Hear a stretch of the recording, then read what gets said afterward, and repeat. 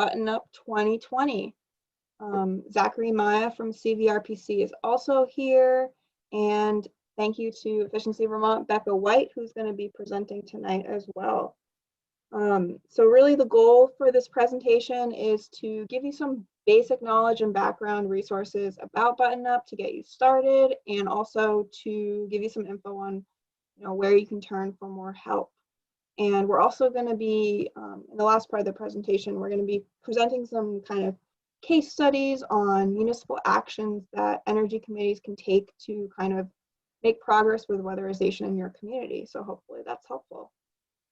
So can you go to the next slide?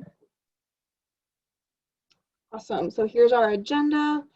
Becca's going to be presenting part 1 and part 2, step up to button up, and giving an overview of heat pumps. And then I'll be talking about those municipal actions. Great.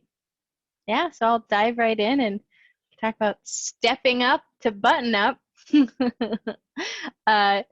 So to start off, the Button Up Vermont campaign is a statewide weatherization grassroots education campaign. So that means, even though I am so happy to be here with Grace and your regional planning commission, it's actually a whole network of people who are a part of the Button Up Vermont campaign, not just us.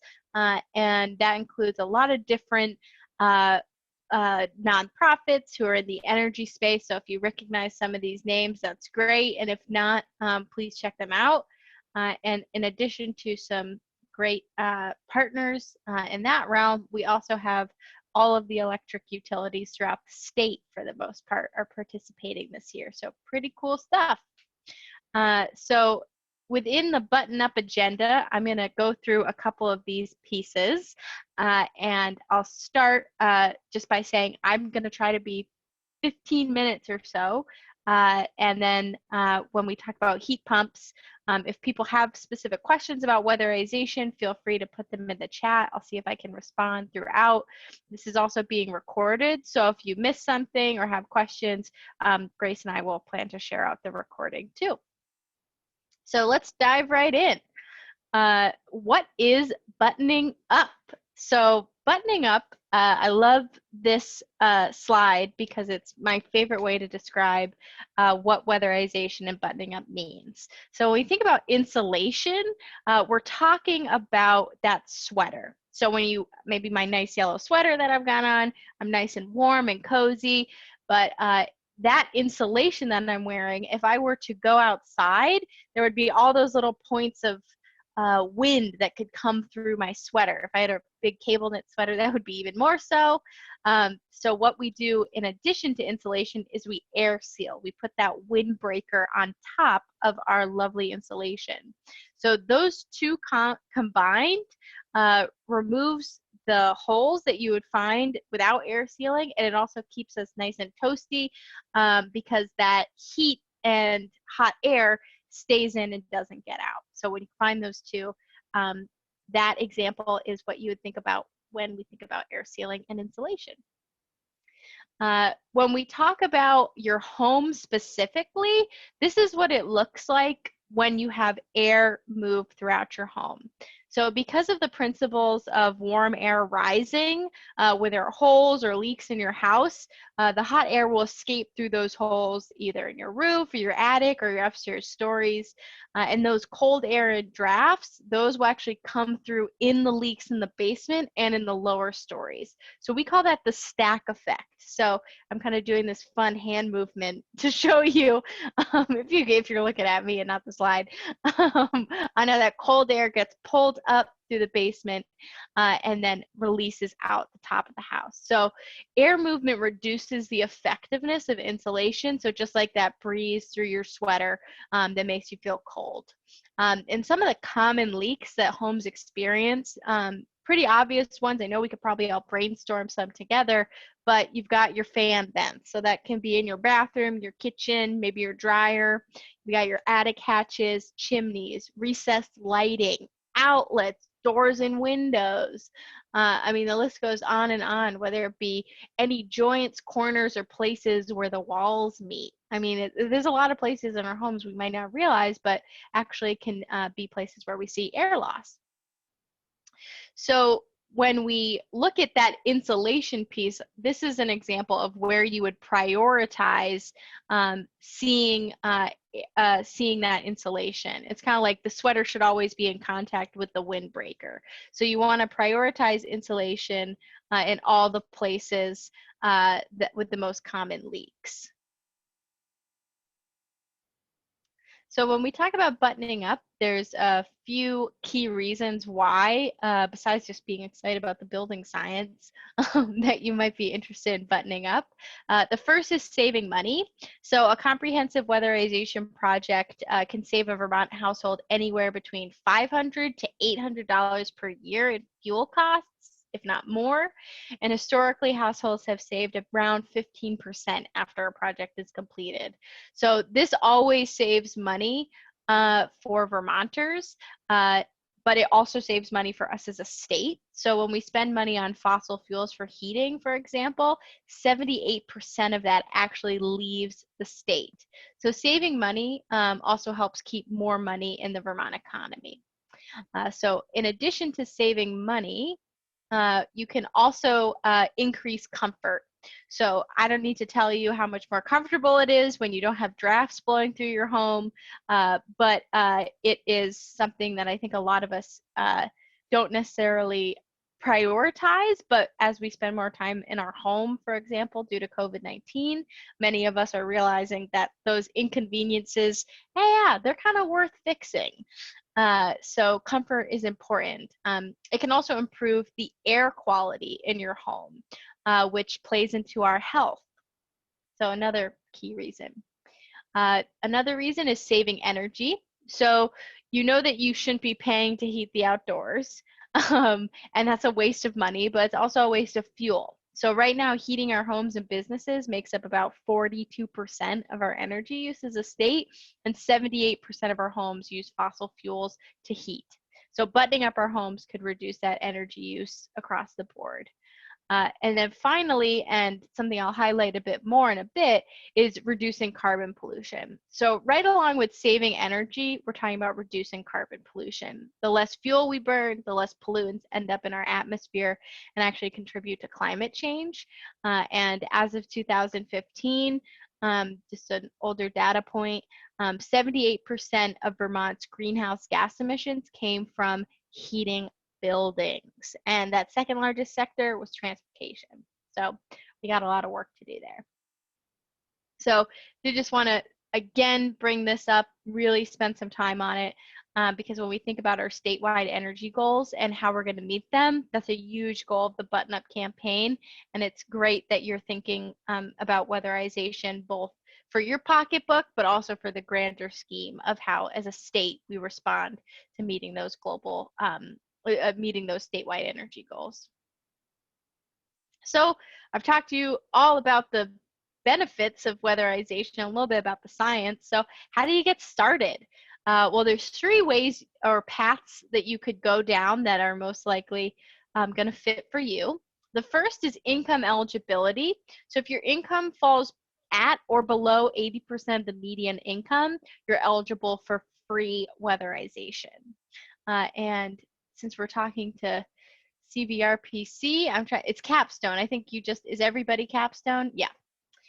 So that would be your community action agency that you would work with. Then when you're thinking about income eligible weatherization, there's some resources you can get directly from them at Capstone. Then comprehensive weatherization, that second piece, that's really the best bang for your buck. And you would work with an efficiency excellency network contractor to do, oops, I skipped my slide, where you could work with them to get an Energy Star qualified contractor. And then last but certainly not least, and something we're talking a lot about this year, is DIY projects. So if you're a Vermonter who is handy, or if you're like me, you think you're handy and you're going to give it a shot, there are some parts of weatherizing your home that you can do yourself. And we actually have a $100 rebate from Efficiency Vermont that can cover the cost of some of those materials. But just to be clear, you know, sometimes it's not possible to complete projects on your own. So there are services out there to help you weigh the benefits and cost analysis on when to do it yourself and when to get a professional involved. So a little bit more on that income eligible piece. I did just want to note that these services are available throughout the state. And again, Capstone is your go-to person if you're in the CVRPC region. But if not, they're throughout the state, and there's a network of community action agencies that can support you in doing that work. And I just lift up at this point that we have something this year called the Button Up Vermont Fund, which is brand new 2020. And the idea there is there are types of projects that we currently can't use funding for to support income eligible weatherization. Those are projects like asbestos remediation, or some strategic electrification, for example, like heat pumps. So we've created this fund to support Vermonters who are getting income eligible weatherization, getting access to doing those projects as well. That those projects may be keeping them stuck on the wait list, or might be a beneficial addition to a project already. So if you're interested in donating to the Button Up Vermont Fund, please let me know. Happy to talk more about that. But it's a great use of our time and energy to support the most vulnerable neighbors that we have in our communities. So when you're thinking about a weatherization project, the number one question I get is, how can I afford to do a project? I think most of us know that when you're investing in your home, especially with weatherization, you see savings in the long term. You can also see some upfront savings, like in my personal case, where we found that we immediately saved money on our fuel oil bill that offset the cost of what we were paying. But we did that through getting a home energy loan. So that's a no to low cost interest loan that's through participating lenders. And those financing options, you could be paying for a comprehensive project for something as low as $60 a month. So when you think about the fuel savings you're getting and that reduction and that low payment, you could potentially be doing a project that would be saving you as soon as you start. And just to be clear, the DIY projects are not eligible for the home energy loan. Oh, and I should note, it's not just weatherization that's eligible, it's all of those other pieces listed there. So I've seen a lot of Vermonters who choose to bundle these things together. So if you're listening to this and you're like, yes, weatherization, yes, heat pumps, you're gonna wanna look into this as well. And then just a bit more about the DIY program. We have that $100 incentive, and pick any of the three from that list and you will qualify. And if you need some DIY videos or you're not sure where to start, there's some great resources on the Button Up Vermont website. You can also find information at Efficiency Vermont's website.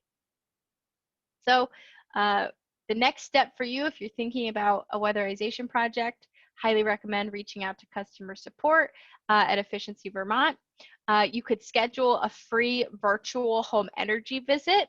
They're scheduling out to January. So if you're thinking about getting a virtual home energy visit, I would recommend if it's a longer term project versus something you want to get done in the next few months.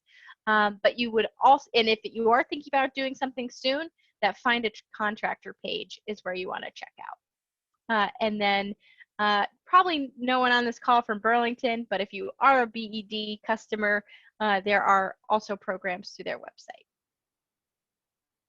So there you go. I just did all of my stepping up to button up pieces, and I think I did exactly in 15 minutes. I'm personally, I'm gonna give myself a Grace is giving me a smile. So so I'm gonna jump into heat pumps now. And I haven't seen anything in the chat, but if you did have a question about weatherization, feel free to pop it in there. Happy to come back to that. So introduction to heat pumps. Heat pumps are a great alternative to fossil fuel heating systems, and with more options and different models available with incentives, this might be a great solution for you in your home or for your business. So I'm going to get into the science of how a heat pump works, but I'm going to give the caveat to begin with that I am not an expert. And I also, for the longest time, described heat pumps as magic. So yep, Grace is like, yeah, there we go. If you don't fully understand this at the end, my apologies, but let's see if we can do this together. So there are two units in the heat pump. A unit placed within the heat source, wherever you're pulling that heat from, and a unit placed within the heat sink, which is whatever you're trying to heat. So an evaporator pulls the heat molecules in, and the air runs through a refrigerant. The cold molecules are released, and the warmer molecules are pushed through a compressor. Can you see? Oh, there's the compressor. Got my graphics going, which increases the temperature and the pressure of the refrigerant. The indoor unit releases the heat and sends the refrigerant back outside to repeat the process. So you should be seeing the condenser now. And this essentially, the reverse of that is how a window air conditioner or like the back of your refrigerator works. So while those are the same types of systems, it's really unique with the heat pump because of how efficient it is. Because on average, 1 kilowatt hour of electricity that goes in produces 3 kilowatt hours of output energy. So the idea here is they're not generating energy, they're not generating hot or cold, they're actually just moving it, which is the really beautiful piece to the science of heat pumps, and that's why they're so efficient. So there are a few types of ductless heat, pumps, and one of them is ductless. In this case, the heat sink is the room in your home, and the heat source is the outside air. So that's why you might hear them called air source heat pumps, and their heat gets directed from the outside air. The name ductless heat pumps indicates that they are a point source or a space heater. So they basically heat your home directly from the indoor unit rather than having ducts or radiators or more of those options throughout the home. And I'll talk a little bit about the non-ductless heat pumps. So these work even in the coldest Vermont days. Most systems that are rated for today work to below 20 degrees, so negative 20 degrees. And their efficiency does decrease on those coldest days, so we still recommend having a backup system to ensure that you're not without heat, but still efficient up to those cold temperatures. So we've talked about the cold temperatures. So even though they're called heat pumps, they can actually help you out in the summer too. So the process reverses by pulling the hot air out of your home and provides efficient air cooling and conditioning throughout. It also dehumidifies, which is the secret bonus to heat pumps that once people get them, they're like, what the heck were we doing without a heat pump because of the dehumidification? Also, if you have pets, which most of us do, we're spending a lot of time snuggling them. Well, all of the dust and hair and all of that, a heat pump will actually purify the air. So that's a big bonus if you're someone who has either animals or small people who might create some air impurities. I don't know. So we've talked about ductless heat pumps. Now, even more fun, the ducted heat pump. If you're exploring a whole home solution rather than a point source option, these are also eligible for Efficiency Vermont rebates. So rather than being like that point source space heater model, the whole home heat pumps give you the option of distributing the heat throughout your home and possibly in an existing heating distribution system. So first, a centrally ducted heat pump still works like a cold climate air-to-air heat pump, but rather than heating a room, the air flows through a ducted distribution system and out through vents in your home. And this option would also provide air conditioning in the summer. So more of a whole home solution rather than maybe putting one in your open space living room. And it could be a great option if you've already got ducting in your home, if you can maneuver that. And then just a little bit about air to water heat pumps. They're not as common here, but the basic gist is that the air to water heat pump would use the outside air to heat water, and the hot water would flow through radiators or radiant flooring. And in this scenario, you can see at the bottom, it's the same system. You would heat your household hot water or showers for cleaning, for example. But it's important for me to note that these systems won't work in all homes. So air to water systems typically have to be designed into a home from the start. So even if you already have a hot water heating distribution system in your home, the heat pump technology does require some unique solutions. So if you're thinking about it, air to water, it's more of a new build concept. It's hard to accommodate and retrofit. But if you're really gung-ho about it, we're more than happy to work with you too. So I've talked all about the science of heat pumps and how they work, but why the heck would you make the switch or consider making the switch? The first is you can save energy and reduce carbon pollution, very similar to those goals we talked about with the stepping up to button up part of the presentation. And while you may not be able to completely replace your existing heating system, you can turn it down so it's just your backup. That's what a lot of Vermonters do. That reduces greenhouse gas emissions and lowers your impact on the planet. You could also save some money. So depending on your existing fuel source, you could save a significant amount of money. For example, if you have baseboard electric heat or typically more expensive heating fuels like propane, oil, the savings could be pretty large.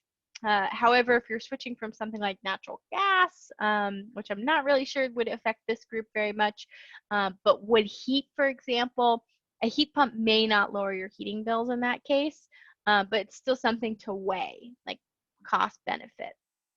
And then finally, again, I don't think we talked about it enough, but heat pumps are going to make your life more comfortable. They're a steady source of heat throughout the winter, even on those cold days. And the heat pump works most efficiently when you just set it and forget it. So even in cases, let's say, where you have modern wood heating or you stack wood, what I love to say is you can just click on the heat pump if you don't feel like going out and getting more wood, or even stacking it to begin with. You don't need to worry about a fuel delivery. It's a pretty simple choice when it comes to heating and cooling. So just a few quick things to consider. The first is, have you weatherized? So you listen to my great presentation. The combo of these two things together is great because heat pumps work best in a well-insulated, air-sealed home. And we can do those things together with that magic home energy loan. You also want to make sure that you have the right type of heat pump. So some heat pumps are more efficient than others. In particular, certain heat pumps will run more efficiently as it gets warmer outside. So they actually are using less electricity. So you could talk to your contractor about choosing that right setup for you. And then finally, you might think through single unit or multi-zone. So single zone heat pumps, meaning one outdoor unit per indoor unit, they're more efficient and cost effective. And if it works for your home, you should consider a single zone heat pump. But of course, there's lots of different other factors that might weigh into that. Yeah, so that's everything I have on weatherization and heat pumps. Oh, Grace. Yeah, so I just want to make a plug for heat pumps because we have one. Our house is about 900 square feet, so it's pretty small, but we have a single unit and it's amazing. I just, like you said, we set it and forget it, and it just kicks on if the temperature gets too low. And then in the summer, it cools the house in like 5 minutes. It's amazing. And our energy bills are pretty low too. And Grace, what I hear from a lot of Vermonters, I don't know if this is your situation, but most of us don't think that we need cooling. and then we want cooling. Mhm. So I know I've heard stories of people like running to Home Depot and getting the shoddy air conditioner and like putting it Yeah. in the window. But I don't know, do you like the cooling thing Oh or the yeah, cooling it? it's amazing. Especially, I mean, this summer was pretty warm. There were warm days, so it was great. Yeah. Huh. Well, thanks for letting me do that, and I'll hand it over to you and be your Awesome. slide cure. Yeah, so we just heard a lot of great info. Thank you, Becca. So to kind of apply this to energy committee work, we thought it would be a good idea to talk about how energy committees can kind of take action and put these weatherization ideas into practice. So next slide. So when we think about how to do this, there's kind of three different ways that I'll talk about. And the first is really leveraging and facilitating partnerships with organizations in your town or in your region. So think about who's working on weatherization in our region or in the state and what they're doing. So like Becca said, in the central Vermont region, you might talk to Capstone, or Efficiency Vermont is also a great partner. Waterbury LEAP is also a really active energy committee that's doing a lot of work around weatherization. And then once you think about that, think about, how you can bring this back to your town or your city. And Zach and I at Central Vermont Regional Planning are also here to assist you with that. Next slide. So one example of someone putting these partnerships into action is the Montpelier Energy Advisory Committee.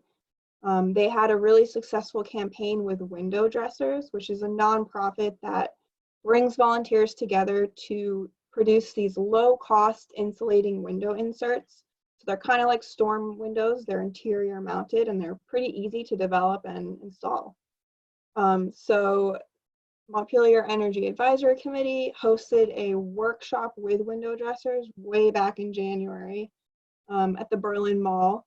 So they had 50 volunteers and they worked together to make 137 window inserts, and those went to 27 different households, and half of those went to low-income families. So this was a really big success, and Window Dressers has worked with a lot of energy committees and organizations in Maine and some in Vermont. Unfortunately, due to COVID, this work is on hold for the rest of 2020 and maybe 2021, but it's a great partnership to keep in mind. Next slide. All right, so another thing you can do is kind of coordinate and plan local action within your municipality. So one way to do that is develop an enhanced energy plan. And this is this is optional, but this is an energy planning document that really allows you to plan your trajectory to achieve your energy goals and to help achieve the state energy goals, which are established in the 2016 Comprehensive Energy Plan. So a lot of communities in our region have already drafted these plans, and this helps focus, what your priorities are around energy generation. There's also a section of the plan that talks about weatherization, so you can put that into action as well. And if you're new to an energy committee or you're starting an energy committee, it's helpful to identify who's been working on municipal energy activities over the past few years and get information from them to guide your work going forward. So an example of this is Waterbury LEAP's Energy Action Team. So Waterbury LEAP, you probably have heard of them or know of them. They started in 2007, and they really support and promote energy efficiency, renewable energy, and emissions reductions in Waterbury and the surrounding area. So they provided a ton of input into Waterbury's enhanced energy plan, and that was adopted in 2018. So in 2020, Waterbury residents agreed that it's really important to keep this momentum going. So they voted to form an energy action team to really implement this plan. And this team is just getting off the ground, but it includes a ton of community stakeholders, and it's going to be meeting quarterly to track progress and plan implementation of the energy plan. So this is a great example of, developing the plan and then really getting the momentum and making the team to put that plan into action. And then a third way is to really leverage, the existing human capital or the residents in your community. Think about who lives in your community and what they can bring to the table. There's a ton of, different professionals who work in a lot of fields, and you can really utilize their experience to make weatherization easier in your community. So when you're thinking about weatherization and how to get that going, think about who lives in your community, what they can bring to the table. Think about, contractors, electricians, planners, or engineers, and think about whether they're interested in joining your energy committee or even attending meetings to provide information. And an example of putting this into action is the Middlesex Energy Committee.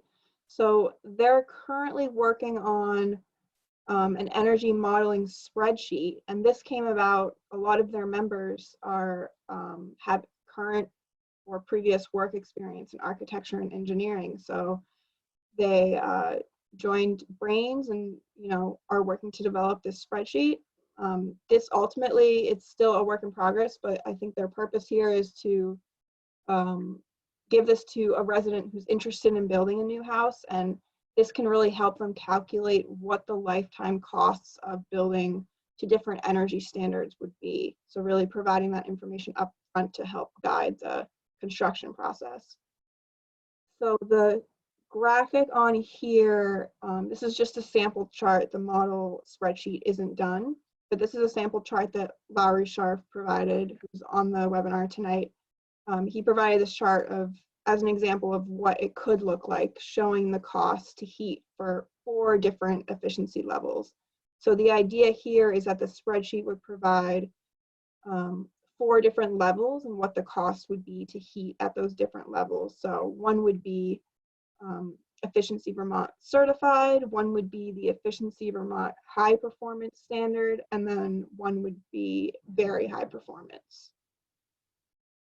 So Lowry, I don't know if you want to give any more information or context on that tool, but feel free to jump in at this point. Thanks, Grace. Yeah, hi, this is Lowry.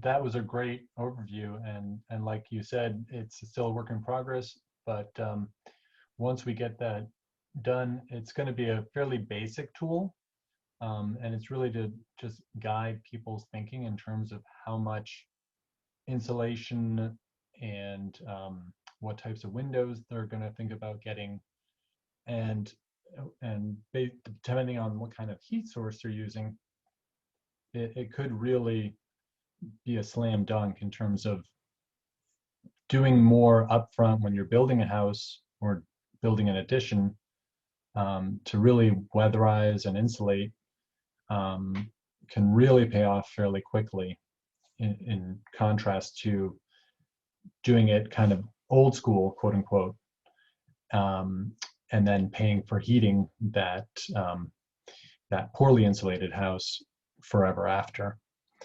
And we'll be happy to share it with any other towns to use with their residents. And so the way we're going to try to distribute this is, as people apply for building permits, it'll be given to them along with a handout that explains the ins and outs of energy efficiency and weatherization, and gives them a bunch of tips. That's awesome. Thank you. It's really cool that you'll be kind of combining, someone who's just thinking about building their house and getting the permit might not necessarily be thinking about the efficiency. So I think this will be a really great way to kind of bring energy efficiency and conservation into that conversation and make it easy to figure out, what kind of things they might want to implement in their new home.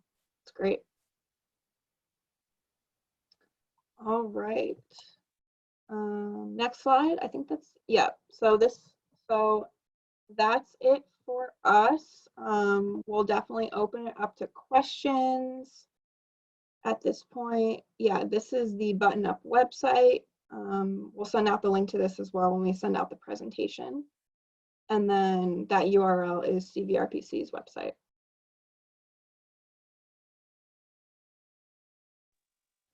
Great. Yeah, and if folks have any questions, you can put them in the chat. There's also this Q&A feature on webinar too, but since we've got a small group, I think we'll all be able to see the chat.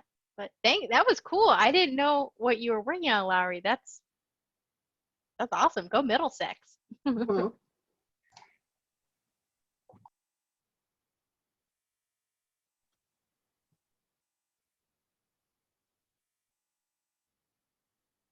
Yeah, and if there's no questions. Yeah, I guess a question for you, Becca. Are there any really cool, projects or campaigns you've seen this year in other towns or regions? Yeah, that's a really good question. I've been impressed. I'll just start by saying something that's interesting about the Button Up Vermont campaign. When I first started planning out of last year, was I had planned these large regional in-person events that I think I've mentioned to the regional planning commissions. We were going to kind of do kind of a fair-like almost weatherization tabling day. COVID-19 had very different plans. So what I've been most impressed with is just energy committees jumping and going virtual. I don't think it is out of line to say that we've got energy committee members who might be in a population that you might not identify with savvy social media users or like video editing text, but people have really just the learning curve, people have jumped on it. And I've been impressed to see some of the resources people have shared using those networks online. Another interesting piece is we are really considering how to use window dressers in future years. This year, we are hoping to have more of a role to support window dressers as a campaign and to incorporate it. But as you pointed out, with their 2020 pause, also due to COVID-19, I do think it has opened us up to having some more time to plan for next year. Fingers crossed. And if not, even more time to plan. So, good question. Yeah, and I'll say the resources you have on the website about like example posts you can put on Front Porch Forum and, your offers of helping put it in newspaper ads and stuff like that, that's super helpful too in this virtual environment we find ourselves in. Yeah, we haven't really used the lawn signs yet this year. So, a lot more Facebook ads than that. Yeah. Well, and actually, Grace, I'll ask you a question. So one thing I've heard from energy committees, and I just kind of to hear if you've heard the same thing, is that they want to support folks doing DIY projects, but there hasn't quite been a solution to how to promote DIY. And I'm wondering if you're getting a similar question, or if you're finding that there are tools that energy committees might need, or maybe a success story. I know Waterbury Leap has done a lot to support weatherization. Yeah, I can't think of, I haven't had specific conversations about that, but I definitely see your point. So I think it's great that you are offering that incentive, the $100 incentive. I think that makes it a lot more accessible. Because I know, Yeah. Especially since we're all cooped up at home, more opportunity to try DIY projects, for Oh better or my for worse. goodness. Yes, for better or for worse. That's a great point. Yeah. Yeah, as I look around my house, I'm like, okay. Yeah. I still on my window. I won't disclose too much, but my husband has still we kind of he like recocked the windows, and there's still some like orange goop. So he did it. Yeah. Oh, That over 100%. yeah. And I see Larry had a question. We've had 2 inquiries from homeowners this fall. They think their window framing is rotting and wondering how to address that. Can Efficiency Vermont help, or should they call a carpenter? That is a fabulous question. We don't have rebates for replacing windows. However, it's a question we get all the time.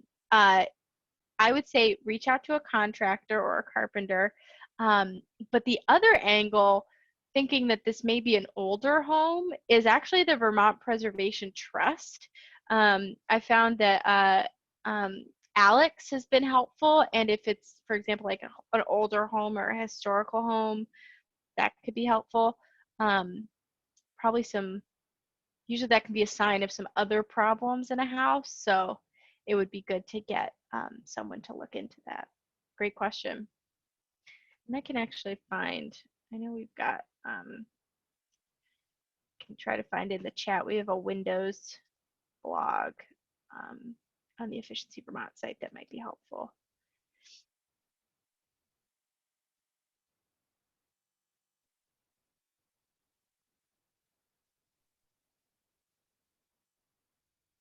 There we go.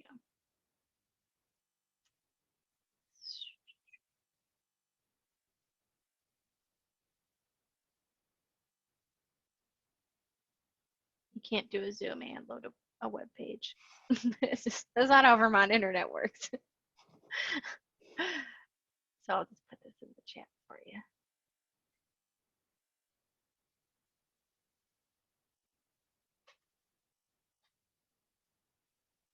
Definitely good info to have. Yeah, it's a good question.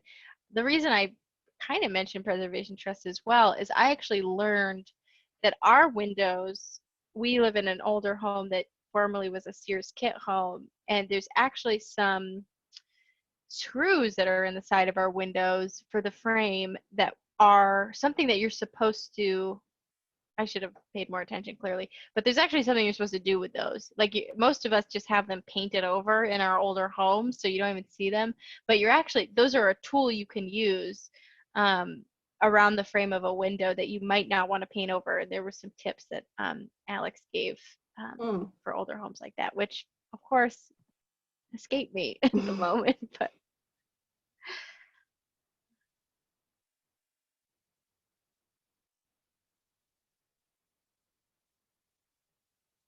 well, not seeing any questions, and yeah, I'd love, Grace, if you're feeling Yeah. good, I can wrap up a little early. Yeah, definitely.